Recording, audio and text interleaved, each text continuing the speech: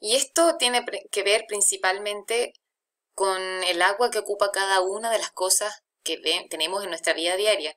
Lamentablemente es muchísima y por ello es que muchas veces se tiende a relacionar el gran desarrollo industrial con el sobreuso del recurso hídrico.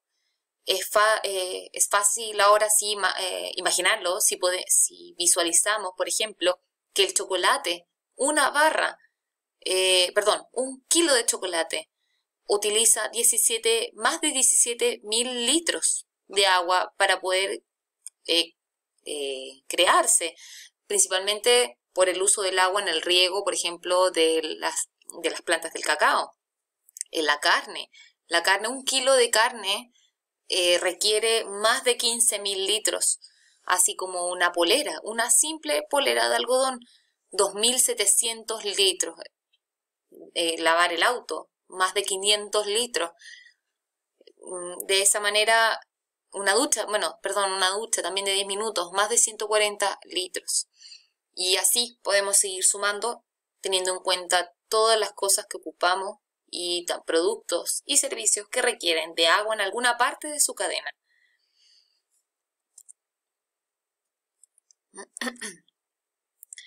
Sin embargo, a pesar de que esta es una de las maneras o una de las formas de uso de agua más fácil de visualizar para nosotros en el día a día, esta imagen fue obtenida de una charla dada por Andrea Oces de la DGA, donde se caracteriza o se muestra la distribución del uso del agua en Chile, donde el uso del que recién hablábamos, principalmente el uso de agua potable específicamente, ocupa cerca de 4,5% del uso del agua en Chile. El resto y la gran mayoría, la mayor parte del agua tiene un uso para el riego agrícola, más del 80%. Acá está categorizado como el 80%, pero hay otras estadísticas que hablan de 84, 85%. Otros usos que están en segundo lugar, por una parte es el uso industrial. El agua obviamente es necesaria en procesos de fabricación de productos y también en la minería. Sin embargo, a pesar de que uno podría imaginar a priori que la minería es el principal uso o los que ocupan más agua en Chile, la minería ocupa cerca de un 7% del agua disponible.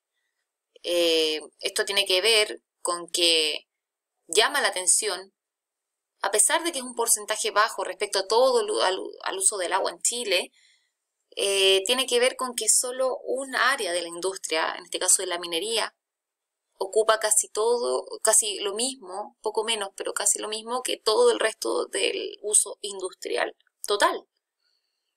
Pero lo que más llama la atención y lo que más hay que tener presente es que el riego finalmente es el principal uso del agua en Chile. Como les decía, hay otras estadísticas que en este caso es un estudio presentado de Radio Bio Bio, perteneciente a la Estrategia Nacional de Recursos Hídricos de 2012 a 2025, donde se estimó un uso del agua en agricultura del 82%, un uso de agua sanitaria y potable del 8%, un uso industrial del 7% y minería en 3%. Esto también baja en el uso del agua para minería, también tiene que ver con un cambio de gestión del agua, donde actualmente se está promoviendo mucho el uso de desaladoras, que lamentablemente también tienen un factor ambiental que va a tener que ser evaluado en este momento, porque está ocurriendo ahora ya. Grandes mineras ya están implementando las desaladoras hace un rato, pero ahora además hay una implementación mayor, porque incluso hay algunas que pretenden dejar de ocupar totalmente agua continental, es decir, para estos casos agua subterránea. Pero tiene otras consecuencias que también es válido y muy importante tenerlas en cuenta y que no pase nuevamente lo mismo que está pasando actualmente, pues ya hace muchos años, con el agua continental, en particular con el agua subterránea. Una manera también de evaluar en qué contexto estamos hablando del uso del agua, nuevamente tener en cuenta los grandes déficits de precipitación anual que ya habíamos mencionado, así como cómo han variado los caudales, porque si bien la precipitación nos habla de la recarga, del gran déficit de recarga, también se ha podido ver una disminución en los caudales, lamentablemente las mismas zonas casi donde se registran estos grandes déficits de precipitaciones. En particular se puede ver que existen variaciones negativas de caudales, es decir, ha bajado de al menos de 20 a un 50, a más de un 50% en algunas zonas, como en la región de Valparaíso, donde se registran más de un 69% de disminución en los caudales de agua subterránea. Esto además se combina muy lamentablemente con otro problema grande que se da, que es el sobreotorgamiento.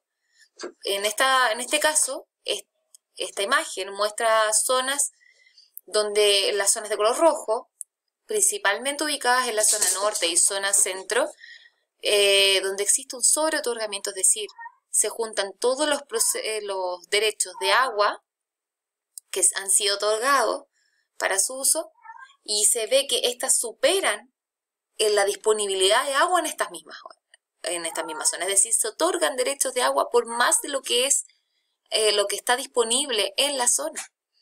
Mientras que las zonas verdes son zonas donde no existe hasta el momento sobreotorgamiento. Si se fijan, estos colores rellenan casi la totalidad del país, porque vale mencionar que dentro de los años 80 se terminó de entregar más del 90% de los derechos de agua disponibles. Es decir, cualquier normativa o reforma que se aplique a los derechos de agua que se puedan obtener desde el presente hasta el futuro, no van a corresponder a más del 10% del agua disponible para otorgar derechos. Por lo tanto, llegamos al tema de derechos de agua, ante lo cual nos hacemos la pregunta de ¿cómo se otorga un derecho de agua? Para ello, primero es importante, antes de hablar de cómo se otorga, de que existen dos tipos de derechos. Uno son los derechos consuntivos y otro los derechos no consuntivos. Yo sé que probablemente si estás escuchando esta charla, la estás viendo, probablemente ya conozcas estos conceptos, pero hay mucha gente que no los conoce. Y es importante mencionarlo. Los derechos consuntivos son aquellos derechos que se piden para sacar agua, ocuparla y no devolverla. Por ejemplo, para regadío, para agua potable, principalmente agua que no se devuelve al sistema. Mientras que los derechos no consuntivos corresponden principalmente a aguas que se devuelven al sistema. Por ejemplo, una central de paso, donde el agua la toma, la pasa por los generadores y luego la devuelve al sistema. Ahí, eso sí, se tienen también restricciones de que el agua que se devuelve debe ser en el mismo caudal en que se sacó y con las mismas características químicas. En general, que se mantenga tal cual como se sacó, que no siempre se cumple además. Un factor que me faltó mencionar es entonces cómo se otorga un derecho. Para poder solicitar un derecho, por ejemplo, si se me ocurre poner un pozo en mi casa. Yo digo que voy a requerir de ese pozo 2 litros por segundo. Que yo abra una llave y salgan cada segundo 2 litros. Para hacer esa solicitud, lo que se me exige legalmente es que yo tengo que hacer una prueba de pozo. Es decir, dejar la llave abierta con este caudal extrayendo constantemente 2 litros por segundo. Generalmente eso se hace con una bomba que va extrayendo el agua.